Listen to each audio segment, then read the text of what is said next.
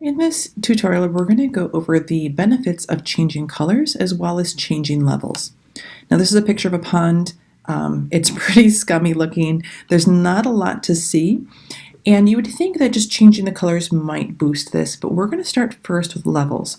I always like to start with levels first to see what I'm actually working with before I make drastic adjustments on color. So I'm going to jump over here. Without selecting anything, I want to do levels across the entire image first just to see what my levels look like before I go into selections. So when I do this first levels layer, let's shrink this down, give ourselves a little bit more space over here. There we go. And I'm going to start here. I can see I already have some black, I already have some white. I'm set to go with the balance of my levels. So I'm just going to grab the gray and I'm simply going to adjust.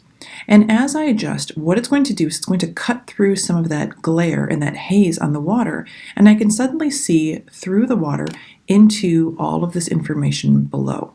So it's really great to start with a complete full levels layer before I go into things like these lily pads and such. All right, now we're going to go into our selective color. So actually, hold on. Let me just do a really quick adjustment on some of these lily pads just so you can see the benefit of doing selective adjustments as well.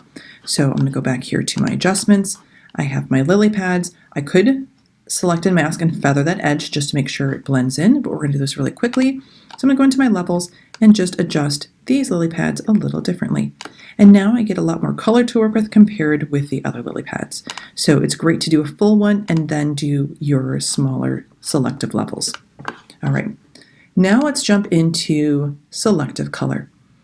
If I did my hue saturation, I'm going to show you this just for example, it is going to change everything, but I don't have control over individual colors. So let's trash that. We will get back to that later.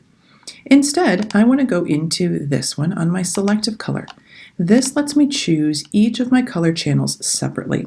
So I know I have some cyan from the water and maybe some blue in there too. So let's start with our cyan.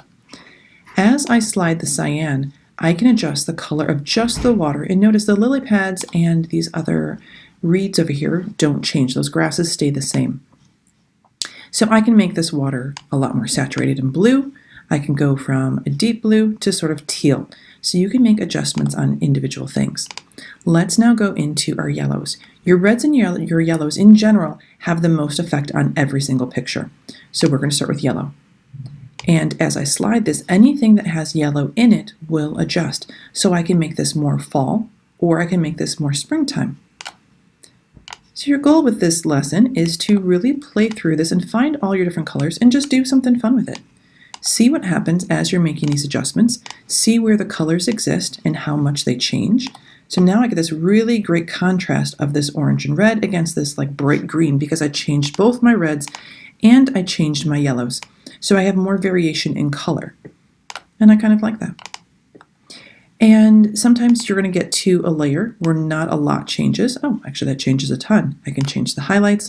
Let's go into something like magentas. I don't think there's any magentas in here. So as I slide these color channels, nothing really happens.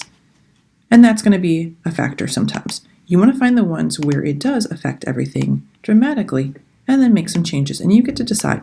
So this is a great way to enhance a picture and make it seem still very realistic and still like a photo, but just a better photo.